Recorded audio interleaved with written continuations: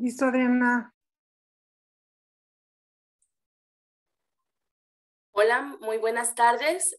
Aquí siguiendo con los softwares libres y en nuestra recta final del foro 2022, tenemos a nuestra siguiente conferencista, que se trata de María Cristina Machicado Murillo. Ella es historiadora que ha trabajado como investigadora y archivista alrededor de actividades culturales en Bolivia. Ha concentrado su trabajo principalmente en la Fundación Flavio Machicado Vizcarra, pero asimismo ha colaborado con otros espacios universitarios e independientes, como el Archivo de la Paz, Residencia Materia Gris, la Fundación Cultural Torrico Zamudio y el Centro Cultural de España. En esta ocasión ella nos hablará sobre la necesidad de promover los archivos familiares y su experiencia y trayectoria y los desafíos que ha vivido con la Fundación Flavio Machicado a través de la catalogación ATOM. Pues bienvenida, Cristina, María Cristina, te escuchamos. Bienvenida. Hola, buenas a todos. Voy a compartir pantalla para empezar.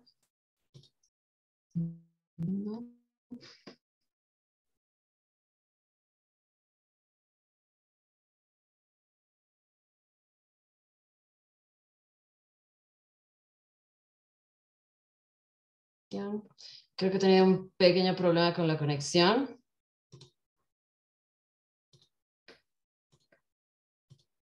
No sé si es... Bueno, no sé si se ve. Quiero agradecer a todos, al foro principalmente por haberme dado la oportunidad de compartir un poco toda la experiencia que hemos tenido alrededor de la catalogación en Atom, y también la intención es contar la trayectoria y los desafíos que han involucrado con las colecciones fotográficas familiares con las que hemos trabajado nosotros, y ver un poco todo el proceso que ha sido súper largo. Ha empezado prácticamente hace 10 años que hemos empezado el proyecto de catalogación alrededor de diferentes materiales documentales y también una pequeña parte de materiales fotográficos.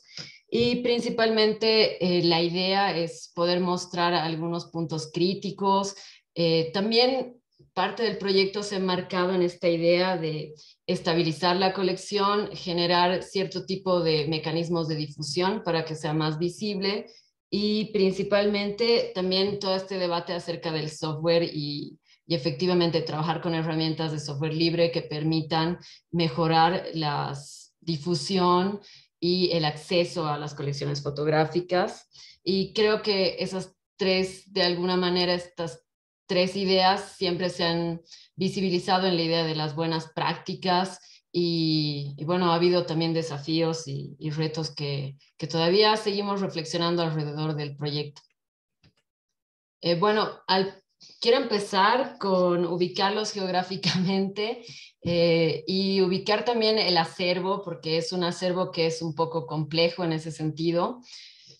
Bueno, yo estoy en Bolivia, en La Paz, en la ciudad de La Paz, y nosotros somos el centro de información de la Fundación Flavio Machicado Vizcarra, que es una institución privada, pero con una fuerte vocación pública, creada en 1995, pero alrededor de un acervo muy diverso que en verdad tiene antecedentes mucho más largos, porque se conectan a la vida de Flavio Machicado Vizcarra, que principalmente es conocido en Bolivia por ser un coleccionista de discos de vinilo y de armar una colección de casi 8,000 discos, pero más allá de su vida melómana, tal vez lo más interesante de este proyecto es el hecho de que comparte esta colección desde muy temprano, desde la década de los 30, decide abrir su casa para compartir audiciones con esta colección de discos de vinilo.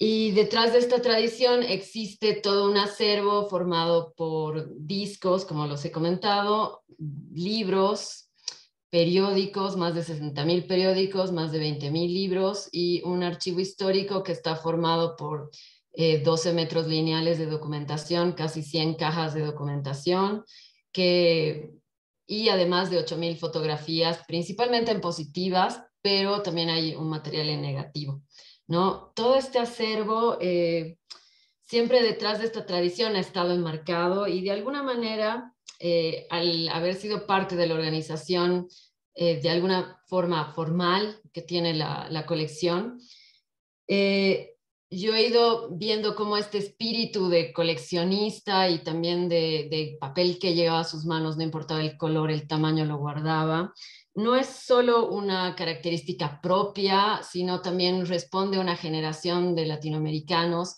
que tienen cierto tipo de influencias y posibilidades, ¿no? Primero una de poder viajar fuera de Bolivia desde muy joven y tener posibilidades de estudiar en lugares grandes, en Estados Unidos y en Europa, pero también esta influencia es una generación que está influenciada por la Primera Guerra Mundial y por cierto tipo de ideas anarquistas, socialistas y todo este pensamiento sobre América Latina y su relación. Entonces, se hace interesante entender esta colección también viendo a esta generación. Y no es extraño encontrar dentro de toda esta colección revistas de Mariátegui, La Samauta de Mariátegui, o encontrar fotografías de fotógrafos arequipeños, o incluso encontrar escritos, el Ariel del escritor uruguayo Rodó. Entonces existe toda una generación que de alguna forma tiene como este tipo de espíritu de, primero, priorizar bibliotecas y por el otro lado, de alguna manera tienen también siempre este impulso de generar puntos de encuentro y puntos de discusión y reflexión constante. El acervo es grande, pero hoy me voy a concentrar principalmente en lo que hemos trabajado en el archivo histórico. La fundación se crea en 1995, pero es desde el 2010 que nosotros empezamos un proyecto ampliamente ambicioso de poder poner a disposición de la sociedad todo este acervo y convertir la casa en una biblioteca pública. El archivo histórico familiar, principalmente hemos partido de entender que es un espacio de testimonio, por un lado. Partimos de engranar esta memoria colectiva y bueno, siempre en esta posibilidad narrativa que navegar entre lo que pasa entre lo íntimo, lo privado y lo público. Parte de los materiales van dialogando y muchos de los materiales documentales no dialogan también entre ellos, entre fotos y papeles, se van cruzando y es muchas veces conflictivo por el hecho de que ves materiales que se entrecruzan y que van dando articulaciones de diferentes formatos, ¿no? Hay relatos interfamiliares, pero uno de los objetivos con los que hemos trabajado siempre ha sido poder mostrar el hecho de que este tipo de archivos tienen cierto tipo de potencialidad porque complementan archivos institucionales y por el otro lado porque representan, ya no es tan importante el nombre de la familia, sino lo importante es el hecho de que representan un barrio, una generación y finalmente una sociedad que se interrelaciona y que tiene diferentes puntos de vista desde lo político, lo cultural y principalmente lo cultural se engrana alrededor de la casa y parte de esta documentación se va construyendo no solo a partir de las inquietudes de Flavio, sino de la gente que va viniendo a la casa, ¿no? Entonces tienes un bagaje de documentación que se va construyendo alrededor de una memoria colectiva. Ahí surgen varias preguntas, ¿no? Una de las partidas ha sido como el hecho de quiénes toman estas fotografías.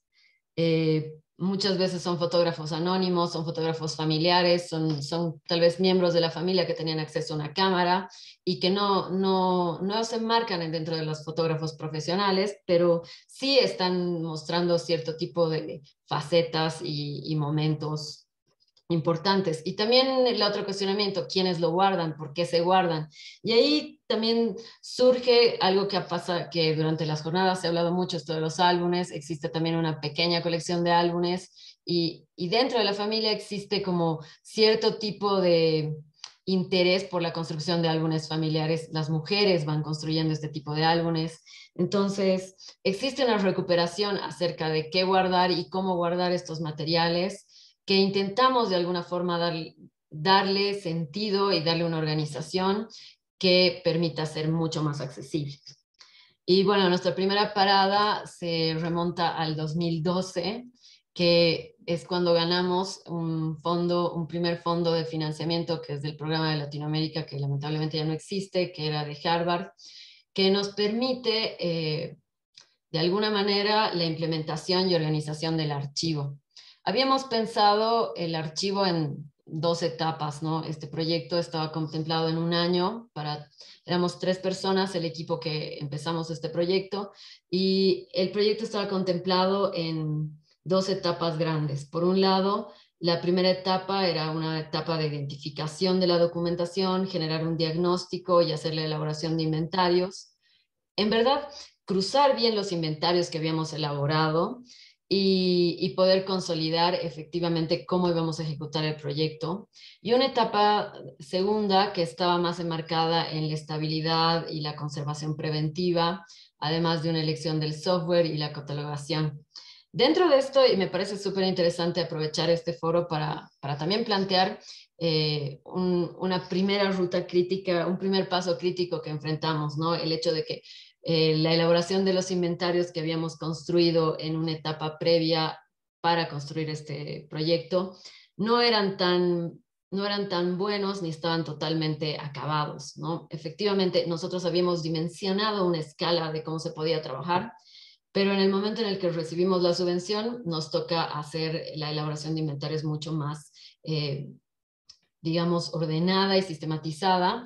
Y ahí nos surge un complicado problema en el caso de las fotografías, porque nosotros habíamos dimensionado una escala de 500 fotografías y efectivamente cuando ya empezamos a hacer la contabilización y empezar a generar, bueno, cómo vamos a hacer los reportes y empezamos a buscar todos los materiales que habían en la casa, de pronto ya no teníamos las 500 fotografías que habíamos dimensionado, sino esto se había convertido en casi 4.000 fotografías, ¿no? Entonces, fue para nosotros todo un proceso también que ha involucrado y creo que es súper importante esta parte de planificación que yo la quería resaltar también porque muchas veces existe estas buenas intenciones de cómo enfrentar esto, pero muchas veces estos pasos, si no se los toma a tiempo, también, bueno, hay que tomar cierto tipo de soluciones. ¿Qué es lo que nosotros hacemos frente a esta situación de tener prácticamente 5 veces más del material que habíamos planificado?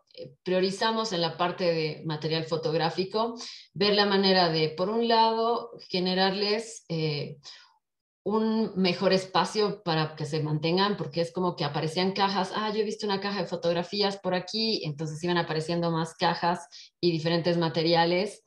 Y claro, íbamos empezando a contabilizar esos materiales y alrededor de las fotografías positivas teníamos un corpus de 2.499 imágenes. Las postales en algún momento también nos parecían interesantes clasificarlas y empezamos a contarlas.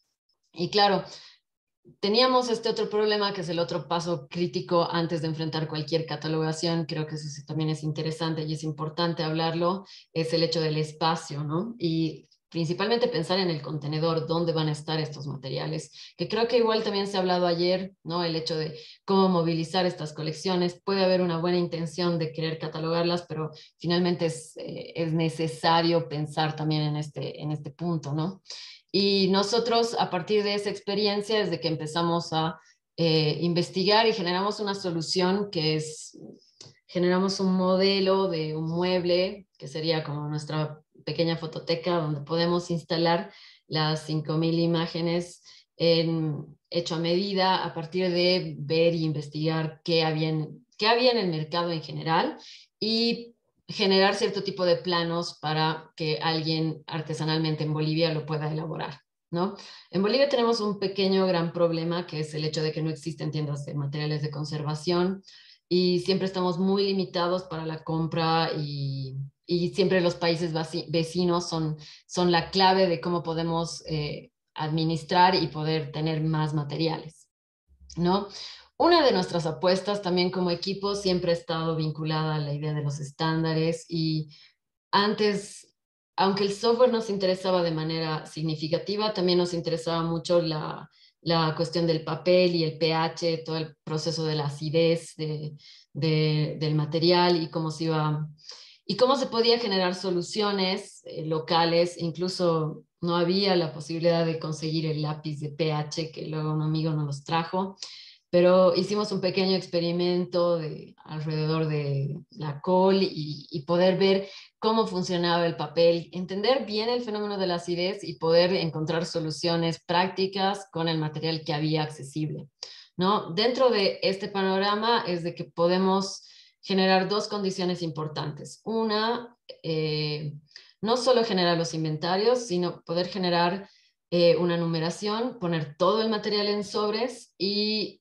poder tener con una primera guarda para que principalmente estén protegidas y poder identificar las piezas más interesantes. Y sobre un acervo de alrededor de 100 imágenes, nosotros empezamos a trabajar todo el proceso de catalogación. Ahí quiero hacer una parada técnica a que parte de este proceso también ha sido súper importante. Ha sido muy importante, en verdad, yo diría, nuestros pares vecinos, ¿no? Y creo que en ese sentido siempre para nosotros se han generado posibilidades. Nosotros hacemos cierto tipo de alianzas con lugares, con Argentina y Chile, y intentamos ver las opciones para poder traer más material que pueda de alguna manera mejorar las condiciones de estos materiales. Entonces, prácticamente con Bianca y Solén tenemos la posibilidad de conocerse en foto y ver su experiencia. Ellos también estaban atravesando un proyecto Plala, entonces también era interesante porque podíamos compartir experiencias, y es a partir de estas experiencias y de comunicaciones que vamos teniendo con diferentes pares es que nosotros empezamos a tomar la decisión de analizar toda la cuestión de los softwares. Y aquí es nuestra parada, bueno, el punto más crítico, el punto más importante del proyecto está relacionado a la idea de qué software utilizar. Y tal vez encadenado también con la anterior ponencia, ¿no? El hecho de que nosotros teníamos una idea muy clara acerca de la socialización de la información contenida, y teníamos esta idea de que queríamos que este proyecto nos permita, por un lado, elaborar y sociabilizar información, y cómo lo íbamos a hacer, cómo íbamos a hacer que estos catálogos sean de alguna manera más visibles.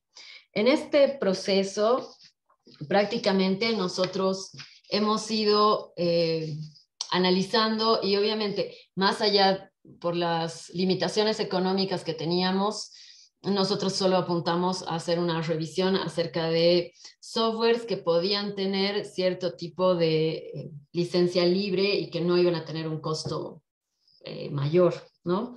Prácticamente la ventaja que gozábamos en ese momento era de que ya habíamos iniciado un proyecto con la biblioteca, y ese proyecto en la biblioteca nos había permitido comprar un servidor que de alguna manera nos solucionaba el primer conflicto de dónde almacenar la información que íbamos a producir.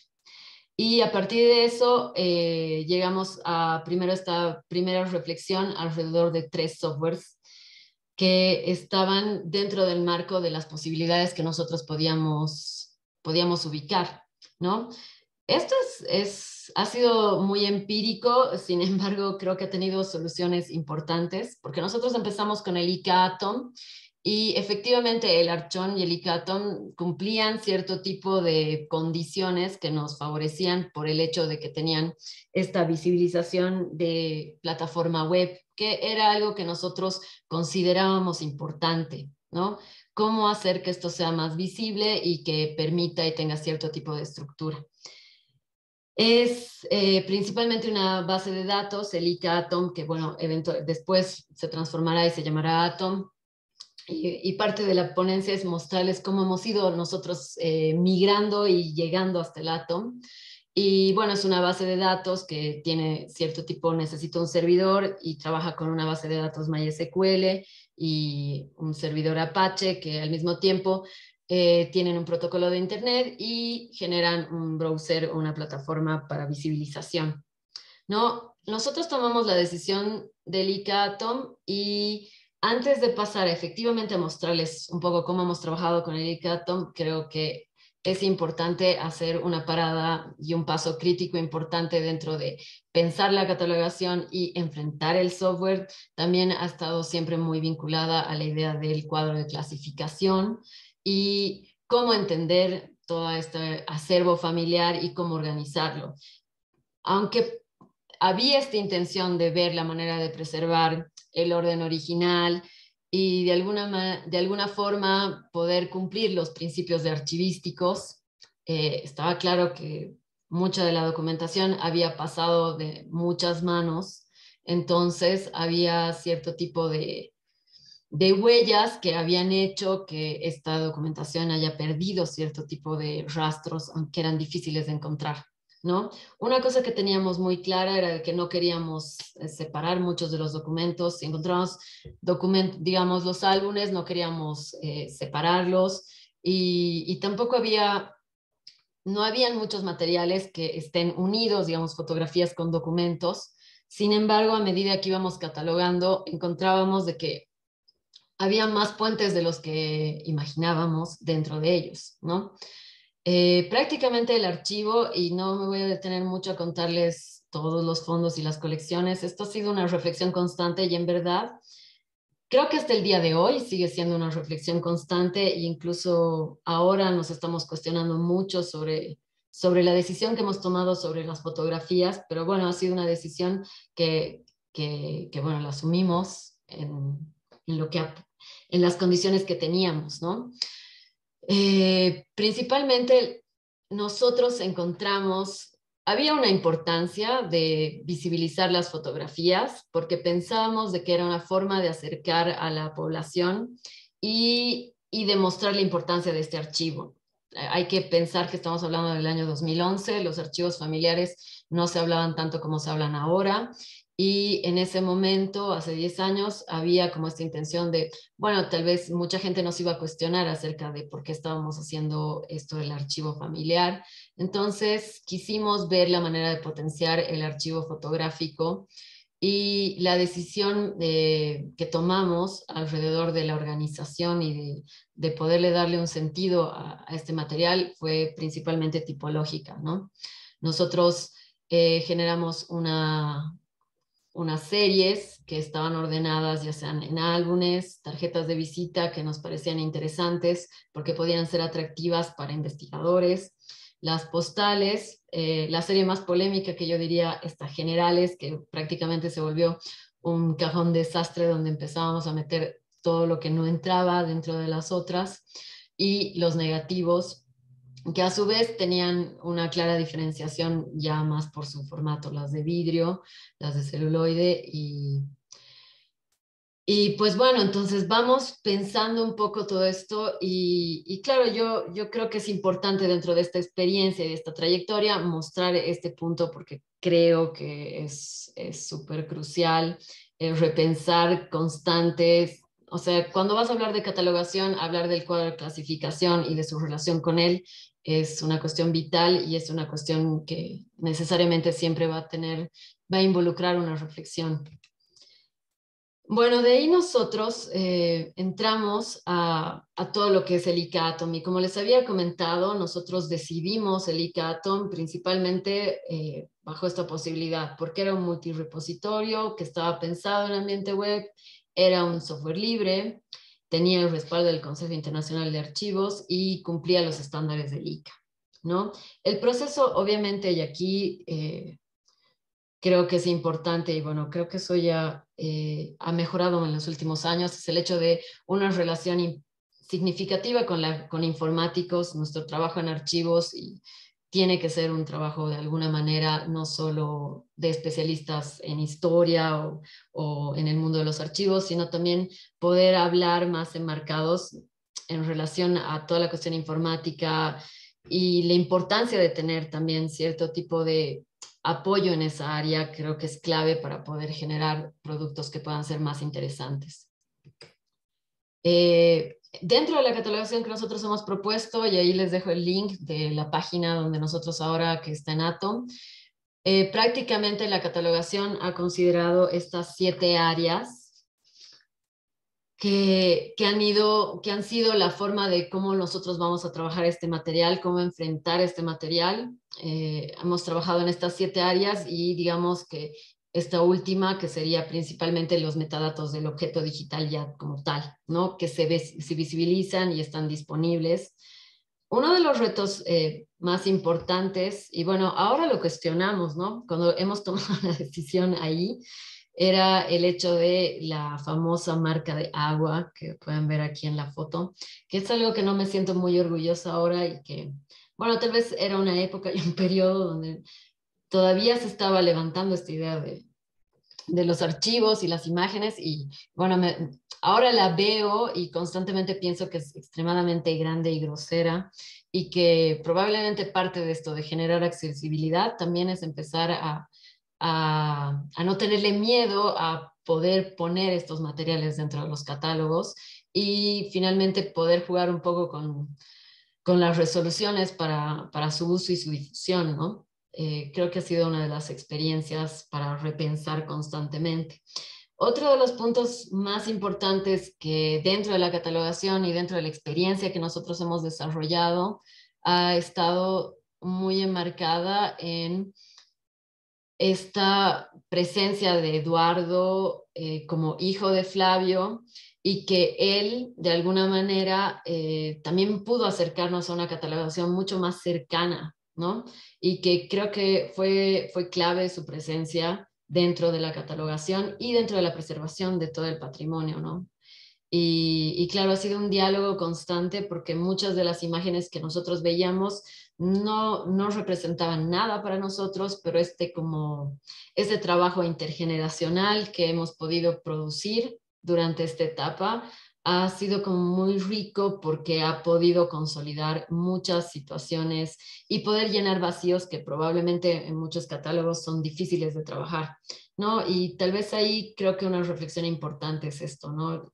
Creo que parte de trabajar con catálogos también está enmarcado en esto de cómo recuperar la información y qué mecanismos encontrar para poder hacer esto mucho más fructífero para la sociedad en general.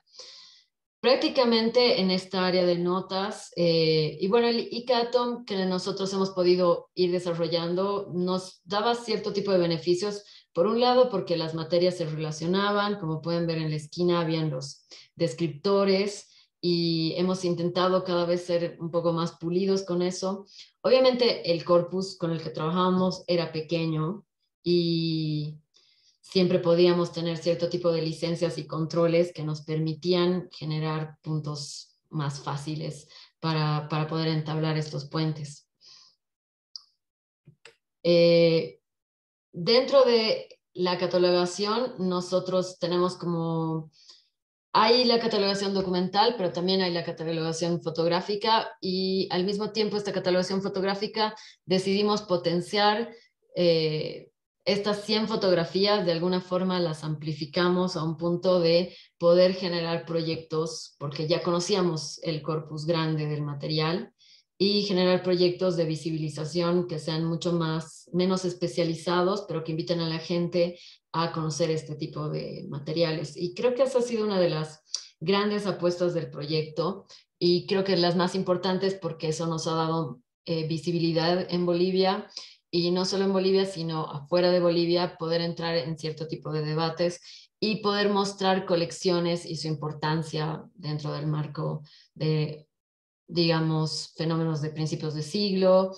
Incluso el 2017 nos lanzamos a hacer una exposición que recuperaba material del barrio donde estamos. Entonces hay como un esfuerzo de ir recuperando materiales fotográficos y también de mostrar a la gente su potencialidad, ¿no? El hecho de que nosotros no cumplíamos los estándares de un museo, por así decirlo, y claro, en algún punto generábamos esta interpelación a la sociedad de decir, bueno, tu abuelo puede haber producido estos materiales. O hay gente que venía y decía, ah, pero yo he visto que mi abuelo tenía estas placas de vidrio. Y es así como que hemos podido identificar incluso pequeñas colecciones que nos han vuelto como un punto, digamos, de monitoreo del material fotográfico que empieza a circular en la ciudad de La Paz. Y una vez más, después de estas exposiciones, tenemos una nueva parada para repensar el cuadro de clasificación y un poco todo el proceso de la catalogación. Y aquí nosotros volvemos a repensar el dichoso cuadro de clasificación. Y hay aquí un cuestionamiento muy importante porque existe un pequeño fondo concursable en Bolivia que decidimos apuntar a mejorar las condiciones de las colecciones fotográficas, principalmente de álbumes y tarjetas de visita y de los negativos y que eran placas de vidrio. Estábamos hablando de una escala más o menos de 19 álbumes, 37 tarjetas de visita y prácticamente 15 placas de vidrio, ¿no? Y es en este momento en el que empezamos a reflexionar acerca de si realmente era tan útil haber tomado esta decisión de haber creado estas series. Digamos que era fácil para el proyecto poder encarar estas series, pero al mismo tiempo, a medida que íbamos trabajando con este material, hay un repensar acerca de cómo cada una de estas series dialoga con los documentos y las otras colecciones que tenemos, ¿no? Entonces, este proyecto, el 2018, tiene como dos vertientes. Por un lado, la catalogación, que seguimos profundizando a nivel, digamos, ítem, pero no a nivel unidad. En los casos de los álbumes, se cataloga el álbum como álbum, digamos, contiene 20 imágenes, pero no por unidad. Sin embargo, las tarjetas de visita sí se hace una cuestión de que sea unificada y al mismo tiempo se apunta a su conservación en mejores condiciones y ahí se hace una alianza con un pequeño grupo de conservadores bolivianos que se llaman SUPAY y que ellos nos plantean esta posibilidad de trabajar en conjunto para ver la manera de mejorar algunas condiciones de algunos álbumes y además de catalogarlos, poder darles una conservación preventiva, ya sea de limpieza, de revisión, tal vez algunos de quitar scotch y quitar algunas cintas adhesivas que estaban siendo dañadas y hacerles una limpieza general, ¿no?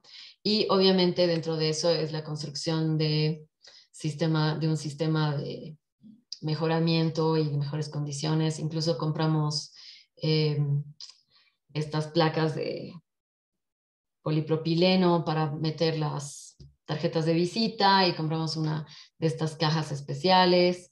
Entonces, generamos nuevas condiciones una vez más para hablar sobre las condiciones materiales del documento como fotográfico, pero también al mismo tiempo volvemos al mismo cuestionamiento. Ahí todavía seguimos en ICA-Atom acerca de cómo catalogar y cómo enfrentar también esta cuestión del software libre. Y obviamente mantenemos esta serie, la idea de las álbumes como unas series grandes.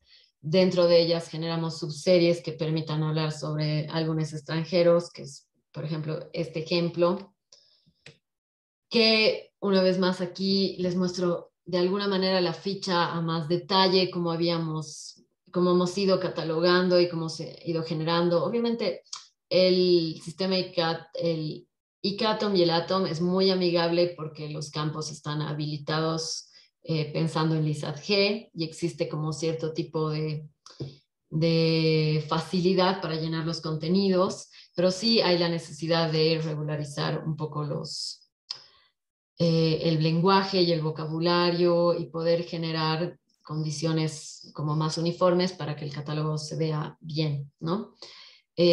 Prácticamente seguimos haciendo esto del llenado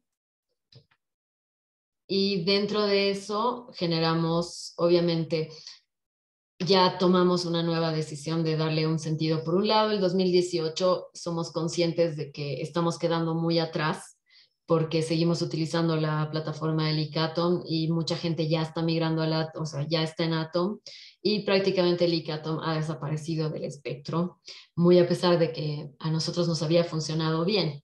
¿no? Entonces, sí encontramos puntos críticos en este momento de la trayectoria del archivo y vemos la necesidad de actualizarnos y regularizar un poco este proceso. Y ahí, dentro del proyecto también generamos esta cuota que yo considero que son buenas prácticas, ¿no? La cuota de la difusión, que muchas veces pensamos de que nos sirve, pero efectivamente tiene efectos importantes y nada, siempre hemos apuntado al hecho de generar difusión acerca de todo el trabajo, aunque sea extremadamente técnico lo que hagamos, porque despierta cierto tipo de sensibilidades y es así como que nosotros dentro de este proyecto enmarcamos una serie de charlas y generamos este brochure para poder difundir de manera masiva. Y uno de los resultados de este proceso se ve materializado el 2019 cuando recibimos la posibilidad o sea, se nos llama para considerarnos como un centro que pueda recibir una donación de un fotógrafo. Y recibimos una colección de casi 3.000 fotografías de un fotógrafo alemán que radicó en Bolivia entre 1950 y 1980 y son alrededor de 3.000 fotografías, diferentes formatos, todas en positivo. Y, y bueno, el corpus fotográfico obviamente crece y este nuevo reto también nos enmarca en cómo repensar también el cuadro de clasificación y cómo repensar el hecho de la necesidad de migrar y actualizar nuestros catálogos y de alguna manera consolidar también parte del proceso para poder encarar este nuevo proyecto que estamos empezando a realizarlo este 2022, que es prácticamente inventariar la colección del fotógrafo Stege y generar una catalogación principalmente temática que de alguna manera luego permita hacer una catalogación más a profundidad. Y esto nos lleva a que el año pasado, el 2021 y este 2022, nosotros logramos, gracias a otros fondos concursables, poder consolidar la actualización de los catálogos online que tenemos y migrar finalmente al Atom y llegar a esta plataforma a partir desde sus inicios, ¿no? Y efectivamente, dentro de esta nueva estructura es algo que yo tenía el deseo de que en mayo tengamos un poco más claro este panorama, pero todavía seguimos en una reflexión constante acerca de este cuadro de clasificación y de esta relación que debería tener el material y acerca de este fondo fotográfico que hemos creado de manera artificial y que obviamente con esta colección Stege nos hace repensar porque esta serie general tal vez necesita reestructurarse, ¿no? No creo que solo tal vez la necesita y ahora nosotros, ha sido un proceso largo y que por suerte hemos estado acompañados con gente de Bolivia que trabaja en software libre y que hemos estado capacitando un poco, enseñándoles sobre archivística y bibliotecología. Y poder consolidar esta migración ha sido un proceso complejo porque muchos de los campos del ICA Atom ya no se solapaban igual con el Atom. Sin embargo, hablaban el mismo lenguaje y ha sido una cuestión de poder migrar en diferentes versiones hasta alcanzar el Atom y finalmente llegar a este punto donde ahora nosotros nos encontramos. También, de alguna manera, habiendo conocido ya el corpus mayor, estamos como reintegrando varias de las colecciones, varias series dentro de los fondos. Hemos empezado obviamente por el más obvio, que es el de Flavio Machicado Vizcarra, que sí tiene una serie de fotografías personales y que hemos abierto esta serie de fotografías. Entonces, estamos intentando darle una nueva forma a todo este proceso que hemos empezado el 2012 y de alguna forma encararlo con un sistema mucho más actualizado y poder plantear una posibilidad, digamos, parte de la charla, la idea era mostrar esta trayectoria, pero también poner en debate cierto tipo de puntos críticos en los que esta trayectoria ha llevado y los desafíos que ha encarado.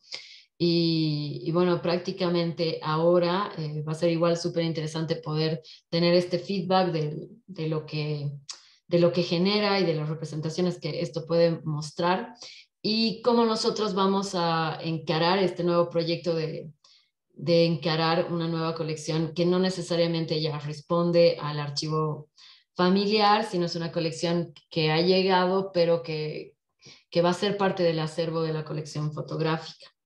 Esto ha sido como un pantallazo, espero no haber sido, nada, haber sido un poco didáctica en el proceso y obviamente la idea es también abrirlo a poder charla, a poder discutir y ver qué materiales tenemos.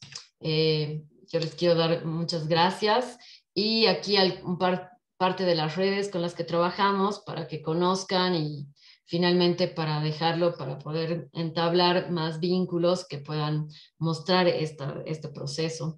Principalmente creo que he sido perfecta en el tiempo y más bien abrir a la charla, ¿no? Y poder conversar esto el tiempo que nos queda. Muchas gracias. No, pues muy bien, Cristina, muchas gracias por tu participación. Creo que de alguna manera sí nos das respuesta a la manera. Hemos estado hablando todo el día un poco de estos problemáticas en los archivos y creo que sí nos das algo de respuesta de cómo se pueden hacer alianzas y cómo se puede utilizar softwares libres y los resultados que podemos obtener, ¿no? Y bueno, y también nos haces como evidente que la recuperación de los archivos familiares o personales, que podrían ser como personales, en realidad tienen un impacto social importante y que por eso hay que estarlos como recuperando. Por el momento... mira, bueno, primero Fernando te saluda y te dice que qué bueno que andas por aquí, pero también te pregunta que cuáles son, perdón, cuáles son las fortalezas más significativas alcanzadas y cuáles las debilidades en el archivo. Bueno, yo creo que una de las grandes fortalezas es que nosotros apostamos al ICA-Atom cuando nadie apostaba al ICA-Atom y efectivamente todo el mundo nos decía como que qué están haciendo, pero habíamos estudiado y habíamos visto de que esta plataforma tenía sentido y que podía tener futuro, ¿no? Y efectivamente creo que esta es la cosecha que estamos recién ahora en un momento en el que muchos archivos ya han migrado al Atom y están trabajando con el Atom y creo que efectivamente, por eso principalmente una de nuestras ambiciones el año pasado ha sido tenemos que migrar al Atom porque no podemos quedarnos atrás de una propuesta que nosotros hemos empezado cuando también éramos muy pocos los que habíamos empezado, ¿no? Creo que esa ha sido una de las grandes fortalezas que hemos podido consolidar, el hecho de que detrás de cada decisión también ha habido como mucha reflexión, no solo en solitario, sino también con pares. Creo que eso ha sido vital, el hecho de que yo siempre voy a estar muy agradecida con que en el camino hemos conocido a gente que no conocía, que escribíamos mails y que siempre alguien nos contestaba o nos decía, qué interesante, y nos pasaba algún dato y creo que esa también ha sido parte de nuestra fortaleza, siempre ha sido que somos muy curiosos y que nos hemos animado, tal vez desde la juventud, a mandar correos electrónicos hasta que alguien nos conteste. Y creo que esas hazañas han tenido frutos súper importantes. Y luego, alrededor de las debilidades, creo que siempre ha sido como un problema esto de teóricamente nunca hemos tenido mucho acceso a cierto tipo de materiales y obviamente el cuadro de clasificación siempre ha sido un problema para nosotros, incluso ha llevado a debates en el equipo de peleas internas de decir, no, pero ¿por qué estás decidiendo esto? Y que ha sido súper complicado y que, como les o sea, como les hemos ido mostrando en diferentes partes, hasta el día de hoy no lo hemos resuelto del todo, ¿no? Y que, no sé, a mí me hace pensar mucho cuando escucho en el foro y veo muchos de estos, eh, esto de cómo entender, cómo adaptar, porque hay muchos materiales que se van cruzando y que a medida que uno va catalogando una cosa, después empieza a concentrarse en otra y aparece y te recuerda y es como esta continuidad. A veces tiene su fortaleza, pero también en la catalogación creo que uno tiene que tener como estas posibilidades de a veces mirar de manera más amplia y a veces también de manera más chica, ¿no? Porque si no, te puedes perder en el detalle de absoluto, ¿no? Que creo que esa ha sido una de las debilidades también que nosotros hemos tenido como esta obsesión por catalogar cada ítem y resolver cada problema de una manera que al final tal vez nos entrampaba más, ¿no? Y efectivamente recién ahora nos animamos a poder mostrar algunos resultados, porque en ese entonces había una constante duda acerca de lo que estábamos haciendo y efectivamente ha sido parte de prueba y error y creo que esa debilidad es la que la hemos podido visibilizar el 2018 y es por eso que, bueno, muy a pesar en la pandemia ha retrasado parte de los planes, pero sí desde el año pasado estamos intentando poder sanar esa debilidad de nos estamos quedando atrás en las actualizaciones y es importante empezar bueno, creo que ya hay una maduración más interesante y que podemos enfrentar esta, este cuadro de una mejor manera, ¿no? Y creo que esta es una debilidad que estamos intentando subsanar y esperemos que para el siguiente foro haya mucha más claridad acerca de cómo encarar estos materiales. Y bueno, ahora estamos empezando un reto bien importante que es con esta colección de este fotógrafo, que vamos a generar un inventario y parte de la colección también va a estar en el catálogo y va a estar visible, ¿no? Entonces, esto va a ser un nuevo punto de partida, yo creo, para poder subsanar esas debilidades. Eso en general. Muy bien, Cristina. También nos preguntan que quisieran tener como tu presentación o tu ensayo para poder seguir leyendo sobre todo lo que nos presentaste. También Lourdes Almeida te dice que muchas gracias y que ha sido muy ilustrador. Antonio Suazo dice que está fantástico el proyecto y que se han pensado en juntarse y plantear alianzas o dialogar con otros archivos en Bolivia. Los avances que han hecho podrían ser útiles. Sí, definitivamente. O sea, por un lado, y digamos, tal vez igual conectando con la ponencia anterior, nosotros tenemos una colección importante con materiales igual de arquitectura y procesos de construcción y efectivamente, o sea, a nosotros siempre nos ha parecido interesante poder dialogar y creo que una de las también fortalezas es el hecho de que siempre hemos intentado poder difundir la apuesta que hacemos, no solo en mundos académicos, archivistas, sino poder salir un poco más en diálogo con la sociedad más grande, ¿no? Y creo que esa ha sido también una de las fortalezas y sí, hemos ido trabajando, y en Bolivia no hay muchas colecciones fotográficas catalogadas y existe, y somos ahorita un referente interesante dentro del diálogo de las colecciones fotográficas. Está el Museo de Etnografía y Folclore, que tiene una colección increíble de placas de vidrio. También está el Archivo Nacional, que tiene materiales y que recientemente igual han migrado al Atom. Y tienes el Archivo La Paz, que también tiene un foco interesante de materiales. De ahí tienes colecciones privadas que tienen cierto tipo de debilidades porque obviamente no hay recursos económicos. Pero, pero bueno, nosotros siempre estamos en este interés de poder generar puentes y vínculos que ayuden a mejorar las condiciones, ¿no? Y creo que a lo largo de la ponencia también lo hemos mostrado, una de las ideas también del proyecto y del equipo ha sido como, en Bolivia se hacen cosas muchas veces increíbles. El archivo de la Comibol es un proyecto increíble que el profesor Osorio lo conoce, y son proyectos que no se conocen afuera y que nosotros nos hemos cuestionado mucho sobre eso, ¿no? De la idea de poder entrar en diálogos más latinoamericanos, en discutir y mostrar estos resultados. Y bueno, empujamos siempre, la idea es empujar siempre a que esto crezca y que la presencia de bolivianos también aparezca más, ¿no? Y es una de nuestras ideas, o sea, es la vocación que siempre hemos intentado impulsar. Y con relación a mi ponencia y al trabajo que hacemos, ahí están las redes y obviamente con gusto yo voy a pasar todo el material y poder sociabilizar. Ahí están también mi contacto y mi correo electrónico.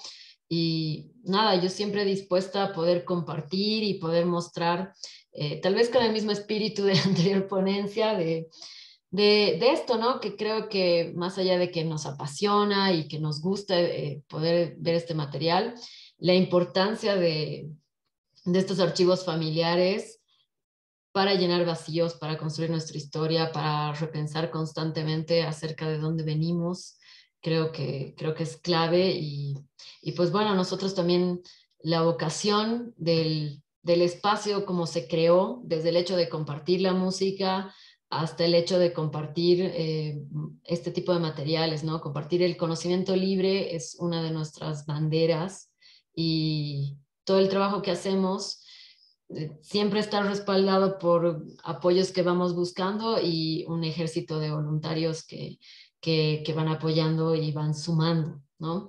Y creo que sin todos esos esfuerzos no se hubiera llegado hasta donde hemos llegado. Y efectivamente hay una nueva etapa en la que estamos apostando, que es que una sociedad civil esté más comprometida con estos espacios, ¿no? Porque solo el hecho de que solo la sociedad civil va a poder mantener estos espacios que son hechos por la misma sociedad civil, ¿no? Y creo que ese es uno de también de nuestros motores e impulsos con los que trabajamos.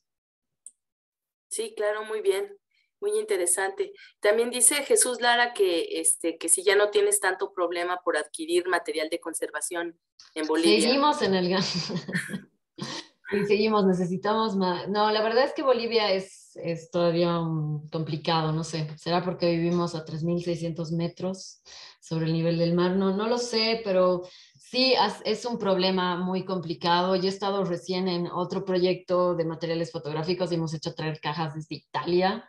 O sea, es medio surrealismo porque no existe, la importación de materiales es muy costosa, es muy problemática y bueno, no sé si prácticamente todos los materiales que hemos traído los traen amigos, así con su maleta y sus cajas de archivo, ¿no? Y ahora hemos hecho traer materiales que son para reemplazar las esponjas de conservación que tampoco encontrábamos en Bolivia y que eran de pH, y las han traído amigos cargados, así además de que van de vacación, van a la tienda de conservación. Es un problema para Bolivia y esperemos que en un par de años esto se pueda solucionar o se pueda encaminar, pero sí, en Bolivia estamos extremadamente limitados de materiales de conservación.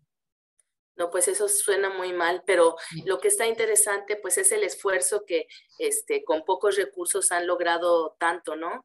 O al menos no sé si qué tantos recursos, pero se ve que más bien ha sido como un esfuerzo de intercambio, ¿no? Sí, totalmente. Y en ese sentido ha habido como grandes alianzas y bueno, es esto, ¿no? Me acuerdo que cuando hicimos la compra de cajas de Argentina, como que les hablamos de que no, solo tenemos este montito, denos una cajita más.